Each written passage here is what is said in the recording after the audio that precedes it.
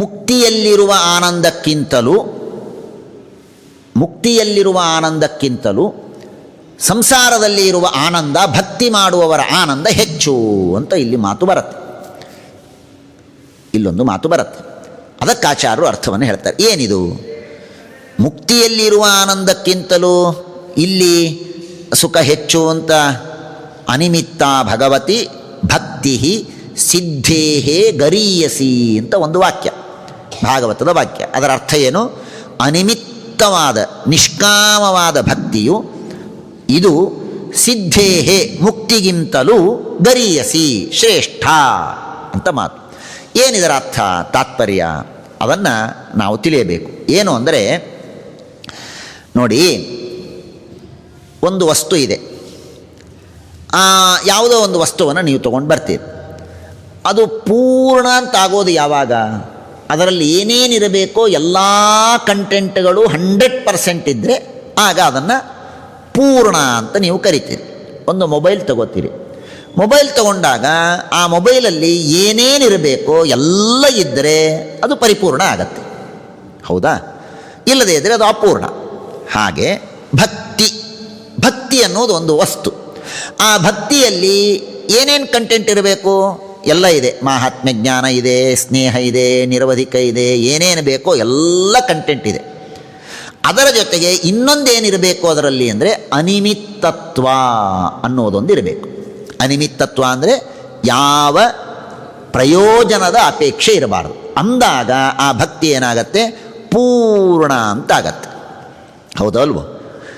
ಈಗ ಸಕಾಮವಾಗಿ ಭಕ್ತಿ ಮಾಡುವರು, ಸಕಾಮ ಅಂದರೆ ಈ ಲೌಕಿಕ ಅಲ್ಲ, ಮೋಕ್ಷ ಬೇಕು ಅಂತ ಅಪೇಕ್ಷೆಯನ್ನು ಇಟ್ಟುಕೊಂಡು ಏನು ಭಕ್ತಿ ಮಾಡ್ತಾರಲ್ಲ, ಅವರ ಭಕ್ತಿಯಲ್ಲಿ ಏನು ಒಂದು ಮೈನಸ್ ಆಯಿತು? ಅನಿಮಿತ್ತತ್ವ ಅನ್ನೋದೊಂದು ಮೈನಸ್ ಆಯಿತು. ಹಾಗಾಗಿ ಆ ಭಕ್ತಿ ಏನಾಯಿತು? ಸ್ವಲ್ಪ ಅಪೂರ್ಣ ಆಯಿತು. ಈ ತರಹದ ಭಕ್ತಿಯನ್ನು ಮಾಡಿ ಮೋಕ್ಷಕ್ಕೆ ಹೋಗುವಂತಹ ಏನು ಜನ ಇದ್ದಾರಲ್ಲ, ಅವರಿಗೆ ಆಗುವ ಸುಖಕ್ಕಿಂತಲೂ ಯಾರು ಅನಿಮಿತ್ತತ್ವ ಅನ್ನುವುದನ್ನೂ ಸೇರಿಸಿಕೊಂಡು ಯಾವ ಸಾಯುಜ್ಯಾದಿಗಳನ್ನೂ ಅಪೇಕ್ಷೆ ಪಡದೇನೆ ಕೇವಲ ಭಗವಂತನ ಪ್ರಸಾದ ಒಂದೇ ಮನಸ್ಸಿನಲ್ಲಿಟ್ಟುಕೊಂಡು ಭಕ್ತಿಯನ್ನು ಮಾಡ್ತಾರಲ್ಲ, ಅಂತಹ ಭಕ್ತರಿಗೆ ಆಗುವ ಮೋಕ್ಷ ಏನಿದೆ ನೋಡಿ, ಅದು ಜಾಸ್ತಿ ಆನಂದ ಕೊಡೋದು. ಹೌದಲ್ವ? ಹಾಗಾಗಿ ಏನರ್ಥ ಆಯ್ತೀಗ? ಮೋಕ್ಷ ಬೇಕು ಅಂತ ಅಪೇಕ್ಷೆ ಪಟ್ಟು ಮೋಕ್ಷಕ್ಕೆ ಹೋಗುವಂತಹ ಏನು ಸಾಮಾನ್ಯ ಭಕ್ತರಿದ್ದಾರೋ ಅವರಿಗೆ ಆಗುವ ಸುಖಕ್ಕಿಂತಲೂ ಹೆಚ್ಚಿನ ಸುಖ ಮೋಕ್ಷ ಬೇಡ ಎಂದು ಹೇಳುವಂತಹ ಉತ್ತಮ ಭಕ್ತರಿಗೆ ಸಂಸಾರದಲ್ಲಿಯೇ ಆ ಸುಖ ಆಗತ್ತೆ ಅಂತ ಅರ್ಥವೇ ಹೊರತು ಮೋಕ್ಷಕ್ಕಿಂತ ಸಂಸಾರ ದೊಡ್ಡದು ಅನ್ನುವ ಅಭಿಪ್ರಾಯದಲ್ಲಿ ಇಲ್ಲಿ ಹೇಳಿದ್ದಲ್ಲ ಎಂಬುದಾಗಿ ತಿಳಿಯಬೇಕು. ಆಮೇಲೆ ಮತ್ತೆ ಏತಾವಾನೇವ ಲೋಕೇಸ್ಮಿನ್ ಪುಂಸಾಂ ಭಕ್ತಿ ಪ್ರತೀ ಶ್ಲೋಕದಲ್ಲಿ ಭಕ್ತಿ ಬರ್ತದೆ. ಹೇಳಿ ನಮಗೆ ಬೇಸರ ಬರಬೇಕು, ಅಷ್ಟು ಭಕ್ತಿಯ ಬಗ್ಗೆ ಹೇಳ್ತಾರೆ. ಭಕ್ತಿಯನ್ನು ಮಾಡಬೇಕು ಅಂತ ತಿಳಿಸಿಕೊಡ್ತಾರೆ. ಅದಾದ ಮೇಲೆ ಮತ್ತೆ ಮಾಹಾತ್ಮ್ಯ ಜ್ಞಾನವನ್ನು, ಭಕ್ತಿ, ಈಗ ಸ್ನೇಹವನ್ನು ಹೇಳಿದ್ದಾಯಿತು, ದೇವರಲ್ಲಿ ಸ್ನೇಹ ಮಾಡಬೇಕು ಅಂತ ಹೇಳಿದ್ದಾಯಿತು. ಇನ್ನು ಮಾಹಾತ್ಮ್ಯ ಜ್ಞಾನ ಒಂದು ಬೇಕು. ಮಾಹಾತ್ಮ್ಯ ಜ್ಞಾನವನ್ನು ಹೇಳೋದಕ್ಕಾಗಿ ಮುಂದಿನ ಅಧ್ಯಾಯದಲ್ಲಿ ವಿಶೇಷವಾಗಿ ಸೃಷ್ಟಿಯ ಬಗ್ಗೆ ಎಲ್ಲ ತಿಳಿಸಿಕೊಡ್ತಾರೆ. ಬೇಕಾದಷ್ಟು ಈ ಸೃಷ್ಟಿಯ ಬಗ್ಗೆ ಈಗಾಗಲೇ ಅನೇಕ ಕಡೆಗೆ ಬಂದಿದೆ, ಹೆಚ್ಚು ನಾನು ಹೇಳೋದಿಲ್ಲ. ಆ ಸೃಷ್ಟಿಯ ಬಗ್ಗೆ ಎಲ್ಲ ತಿಳಿಸ್ತಾ ಭಗವಂತ ಎಲ್ಲವನ್ನು ಸೃಷ್ಟಿ ಮಾಡಿದ. ಸತ್ವಗುಣ ಎಲ್ಲ ದೇವತೆಗಳನ್ನು ಸೃಷ್ಟಿ ಮಾಡಿದನಂತೆ. ಎಲ್ಲ ದೇವತೆಗಳನ್ನು ಸೃಷ್ಟಿ ಮಾಡಿ ಆಮೇಲೆ ಚಿತ್ತಂ ಯನ್ಮಹದಾತ್ಮಕಂ, ಚಿತ್ತಾಭಿಮಾನಿಯಾದಂತಹ ಬ್ರಹ್ಮದೇವರನ್ನು ಸೃಷ್ಟಿ ಮಾಡಿದ್ದಾನೆ. ಎಲ್ಲ ಸೃಷ್ಟಿಯಾದ ಮೇಲೆ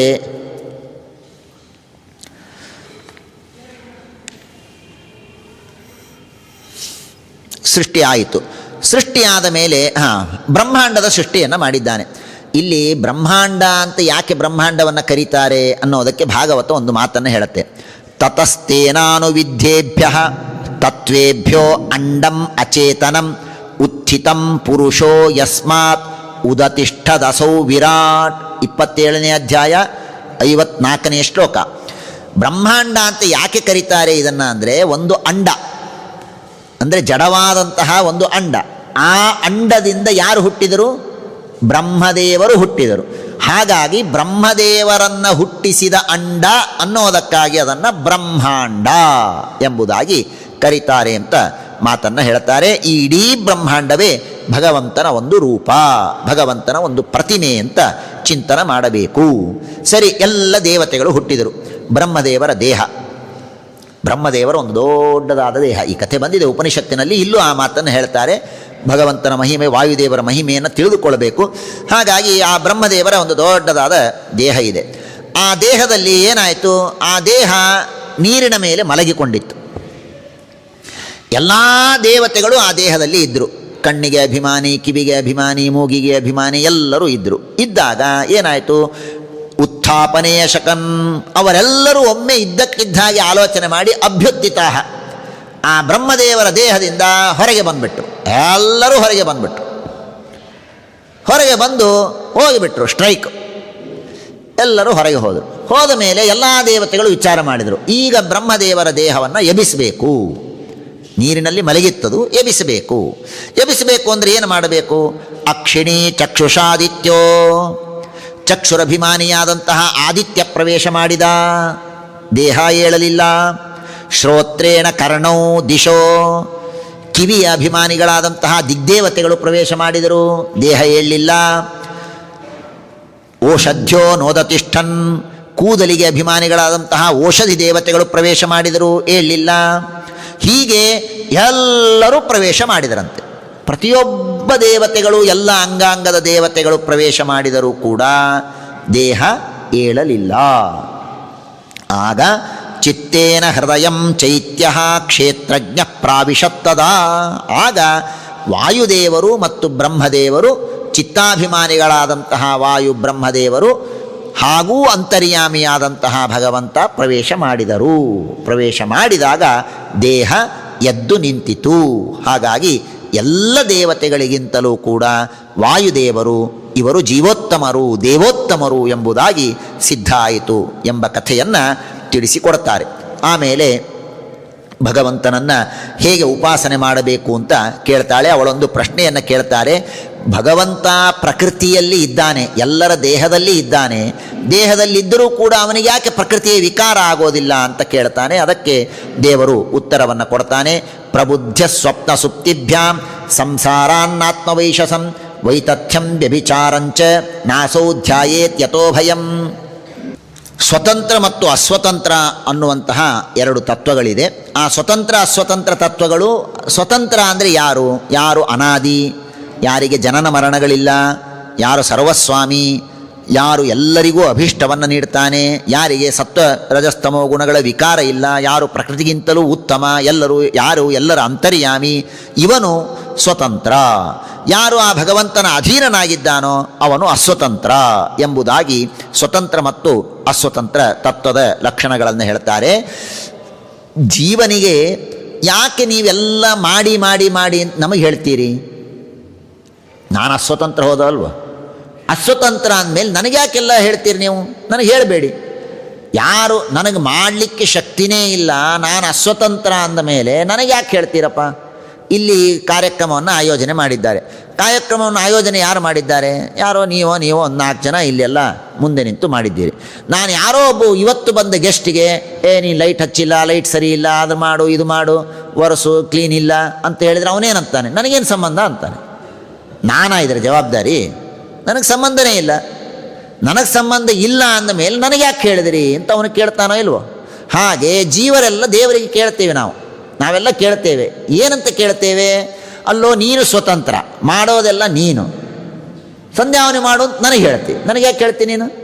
ನನಗೇನು ಸಂಬಂಧ? ಸ್ವತಂತ್ರ ನೀನು ಹೋದಲ್ಲ, ನೀ ಮಾಡೋ ಶಕ್ತಿನೇ ನನಗಿಲ್ಲ ಅಂದರೆ, ಜವಾಬ್ದಾರಿನೇ ನನಗೆ ಕೊಟ್ಟಿಲ್ಲ ಅಂದರೆ ನಾನು ಯಾಕೆ ಮಾಡಲಿ ಅಂತ ಕೇಳ್ತಾನೆ.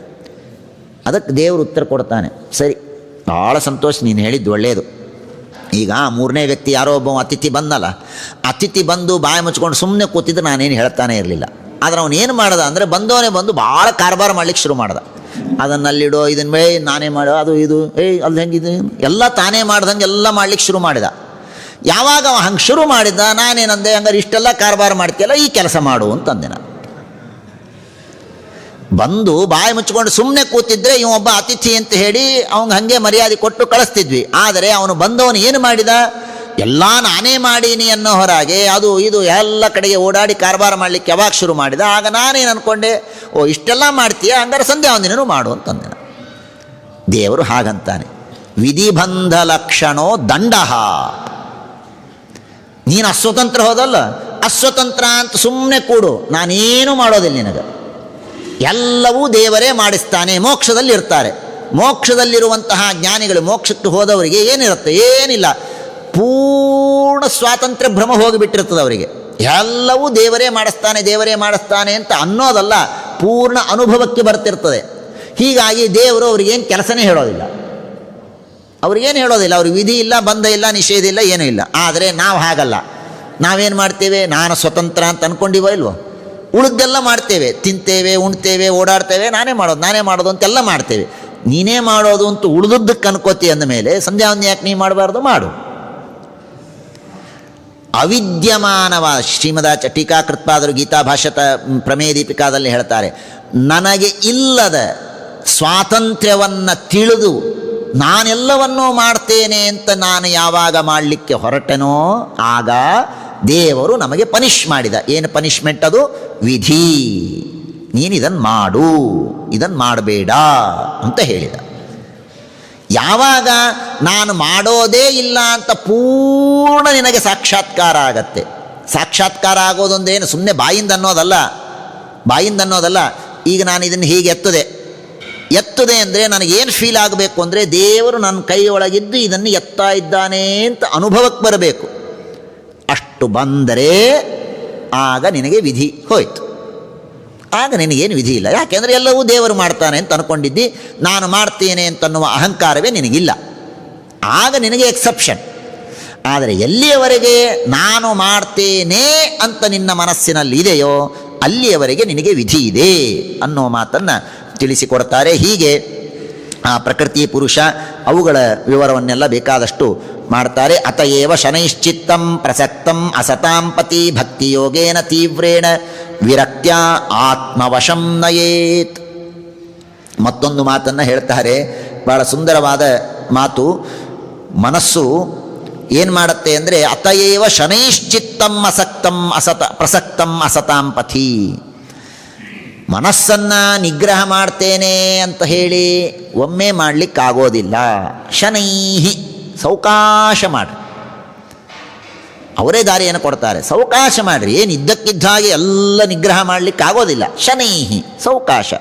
ಪ್ರಸಕ್ತ ಆಗಿದ್ದನ್ನು ಸ್ವಲ್ಪ ಬರೀ ಭಾಳ ಆಸಕ್ತಿ ಇತ್ತೋ ಸ್ವಲ್ಪ ಆಸಕ್ತಿ ಶುರು ಮಾಡಿರಿ, ಇನ್ನೊಂದು ಸ್ವಲ್ಪ ಕಡಿಮೆ ಮಾಡಿರಿ. ಮಾಡಿ ಮಾಡಿ ಮಾಡಿ ನಿಧಾನವಾಗಿ ತೀವ್ರೇಣ ವಿರಕ್ತ್ಯ ಆತ್ಮವಶಂ ನಯತ್. ಆಮೇಲೆ ತೀವ್ರವಾದ ವೈರಾಗ್ಯದಿಂದ ಪೂರ್ಣ ನಿನ್ನ ಕಂಟ್ರೋಲ್ ನೀನು ಮಾಡಿಕೊಳ್ಳಬಹುದು. ಇಲ್ಲದೇ ಇದ್ದರೆ ಮನಸ್ಸನ್ನು ನಿಯಮನ ಮಾಡಲಿಕ್ಕಾಗೋದಿಲ್ಲ. ಮನಸ್ಸು ನಿಯಮನ ಮಾಡಬೇಕಂದ್ರೆ ಏನು ಮಾಡಬೇಕು? ಬೇಕಾದಷ್ಟು ಮಾತನ್ನು ಹೇಳ್ತಾರೆ, ಭಾಳ ಸುಂದರವಾಗಿದೆ. ಸುಮ್ಮನೆ ಓದಿಬಿಡ್ತೀನಿ. ಯಮಾದಿಭಿಹಿ, ಯಮನಿಯಮಗಳನ್ನು ಮಾಡಬೇಕು.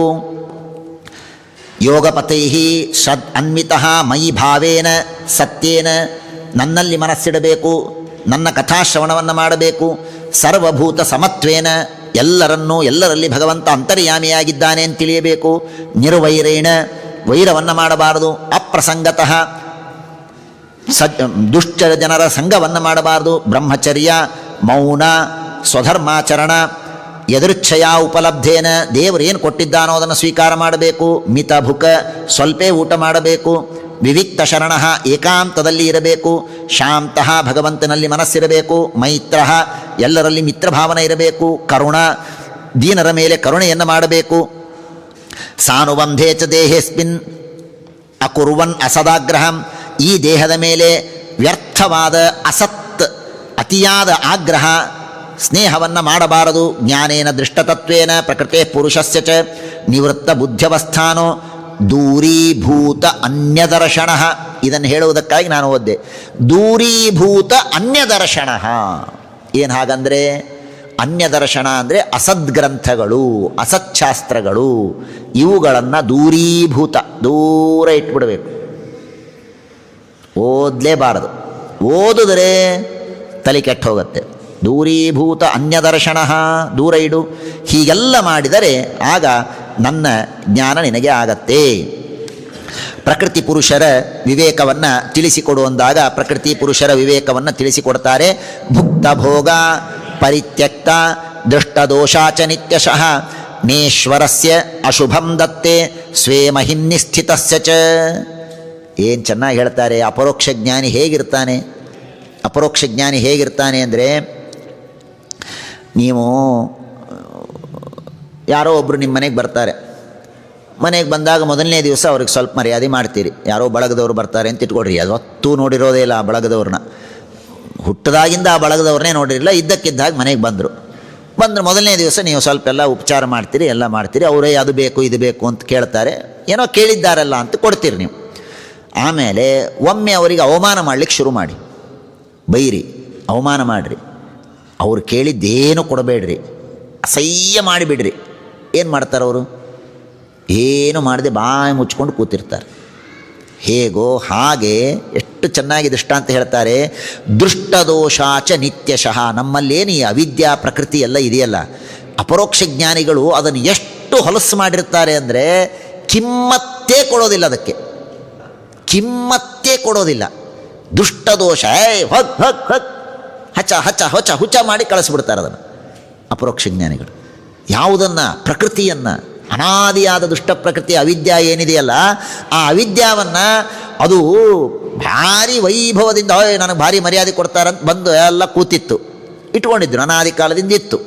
ಯಾವಾಗ ಅಪರೋಕ್ಷ ಜ್ಞಾನ ಆಯಿತು ನೋಡಿ, ಮರ್ಯಾದೆನೇ ಕೊಡಲಿಲ್ಲ. ಅದನ್ನು ಮರ್ಯಾದೆ ಕೊಡದೇ ಇದ್ದದ್ದಕ್ಕೇನಾಯಿತು? ನೇಶ್ವರಸ್ಯ ಅಶುಭಂ ದತ್ತೇ. ಈ ಅಪರೋಕ್ಷ ಜ್ಞಾನಿಗೆ ಆ ಅವಿದ್ಯೆ ಏನು ಕೆಟ್ಟದ್ದು ಮಾಡೋದಿಲ್ಲ. ಯಾಕೆಂದರೆ ಇವನು ಅಷ್ಟು ಕಂಟ್ರೋಲ್ ಮಾಡ್ಕೊಂಡ್ಬಿಟ್ಟಿರ್ತಾನೆ, ಅಷ್ಟು ಕಂಟ್ರೋಲ್ ಮಾಡಿರ್ತಾನೆ. ಎಷ್ಟು ಚೆನ್ನಾಗಿದೆ.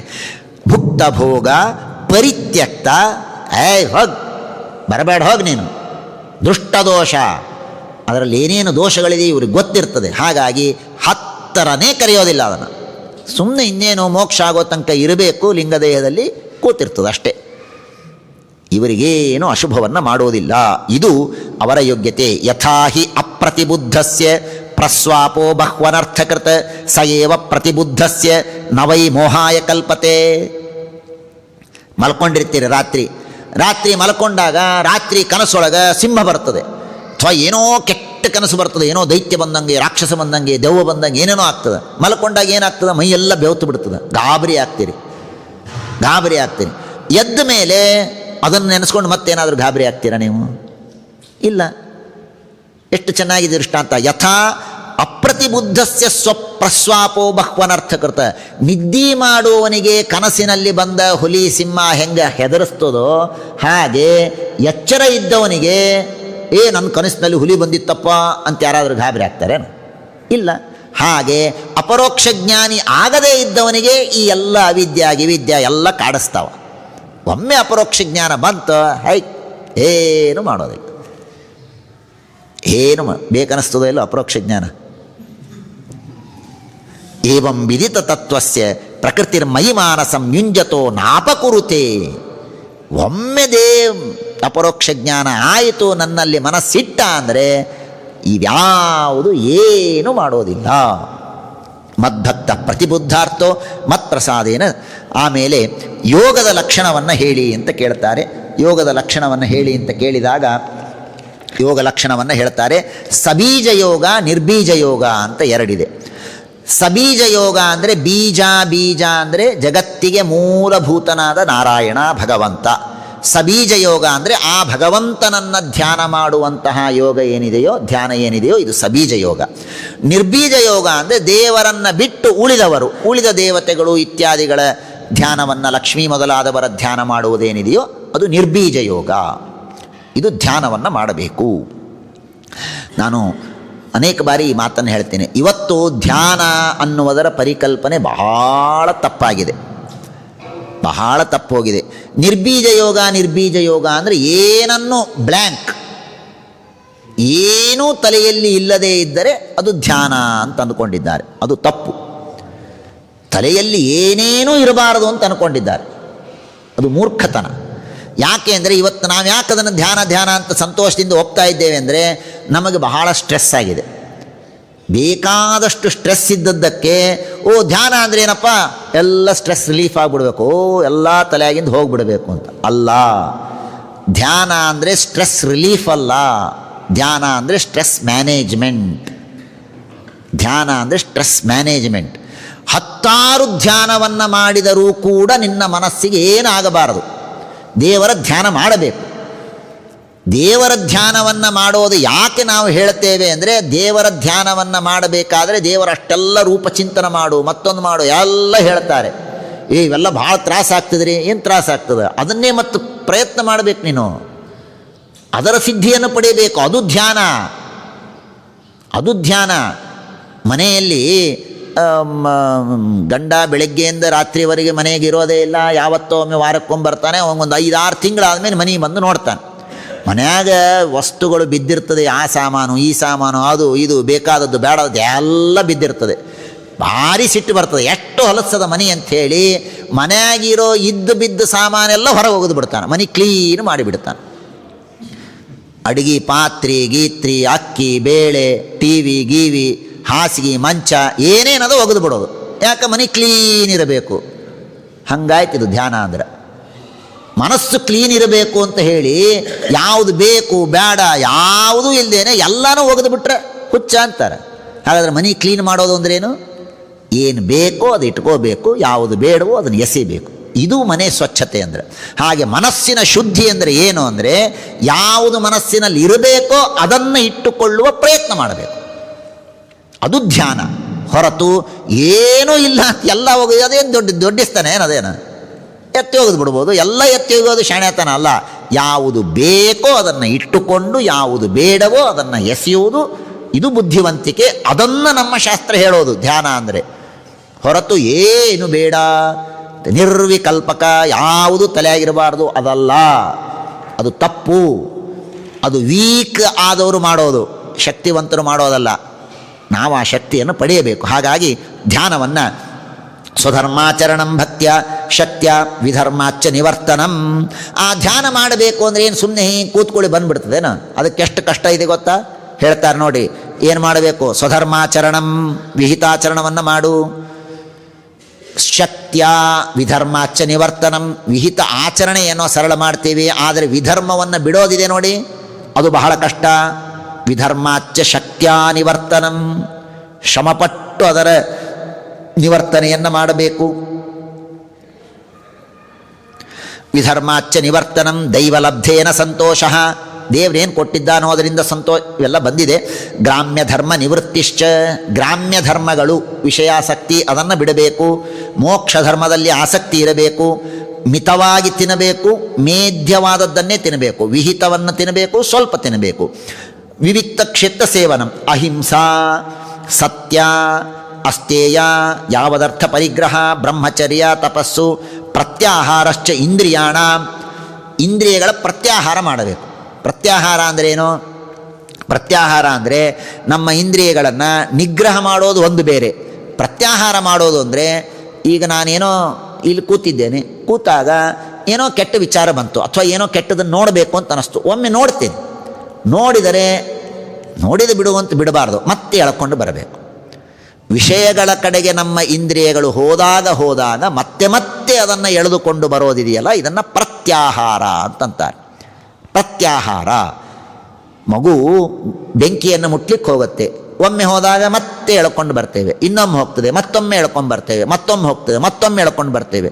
ಹೀಗೆ 10 ಸತಿ ಮಾಡಿ ಏನಾಗ್ತದೆ, ಆಮೇಲೆ ಆ ಮಗುವಿಗೆ ಅಲ್ಲಿ ಹೋಗಬಾರದು ಅಂತ ಅನಿಸುತ್ತೆ. ಹಾಗೆ ನಮ್ಮ ಇಂದ್ರಿಯಗಳು ಹೇಗೆ ಅಂದರೆ, ಒಮ್ಮೆ ಏನೋ ಕೆಟ್ಟದ್ದು ನೋಡ್ತದಲ್ಲ, ನೋಡಿದ ಬಿಡು ಅಂತ ಮತ್ತೊಮ್ಮೆ ನೋಡ್ಲಿಕ್ಕೆ ಬಿಡಬಾರ್ದು, ಮತ್ತೆ ಎಳ್ಕೋಬೇಕು. ಮತ್ತೆ ಹೋದರೆ ಮತ್ತೆ ಎಳ್ಕೋಬೇಕು. ಇದು ಪ್ರತ್ಯಾಹಾರ. ಹೀಗೆ ಪ್ರತ್ಯಾಹಾರವನ್ನು ಮಾಡಿದರೆ ಇಂದ್ರಿಯ ನಿಗ್ರಹ ಆಗತ್ತೆ. ವಿಷಯಾನ್ ಮನಸಾ ಹೃದಯ ಏತೈರನ್ಯೈಶ್ಚ ವಿಧಿಭಿಹಿ. ಹೀಗೆ ಈ ನಾನಾ ತರಹದ ಉಪಾಯಗಳಿಂದ ನಮ್ಮ ಬುದ್ಧಿಯನ್ನು ಏನು ಮಾಡಬೇಕು? ಭಗವಂತನಲ್ಲಿ ಆಸಕ್ತರನ್ನಾಗಿ ಮಾಡಬೇಕು. ಮಾಡಿ ಒಂದು ಉತ್ತಮವಾದ ಶುಚಿಯಾದ ಶುದ್ಧವಾದ ದೇಶದಲ್ಲಿ ಕುಳಿತು ಭಗವಂತನ ಧ್ಯಾನವನ್ನು ಮಾಡಬೇಕು.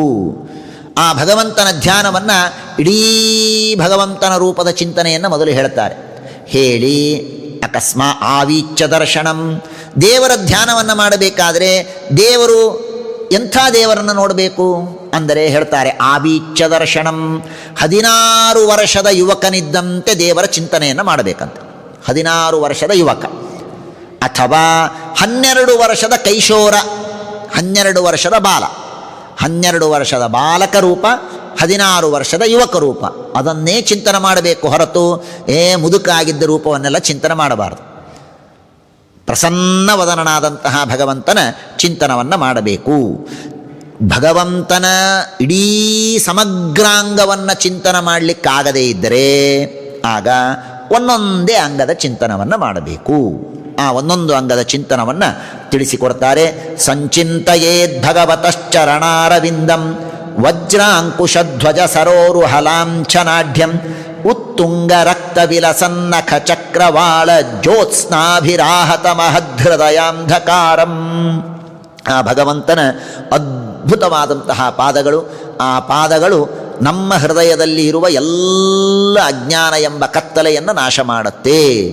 ಆ ಭಗವಂತನ ಪಾದಗಳು ಅತ್ಯಂತ ಪ್ರಕಾಶಮಾನವಾಗಿದೆ. ಭಾರೀ ಪ್ರಕಾಶಮಾನವಾದ ಆ ಪಾದಗಳು ನನ್ನ ಹೃದಯದಲ್ಲಿ ಇದೆ. ಆ ಪಾದವನ್ನು ಚಿಂತನೆ ಮಾಡುವುದರಿಂದ ನನ್ನ ಮನಸ್ಸಿನಲ್ಲಿರುವ ಅಜ್ಞಾನಗಳೆಲ್ಲ ದೂರ ಆಗತ್ತೆ.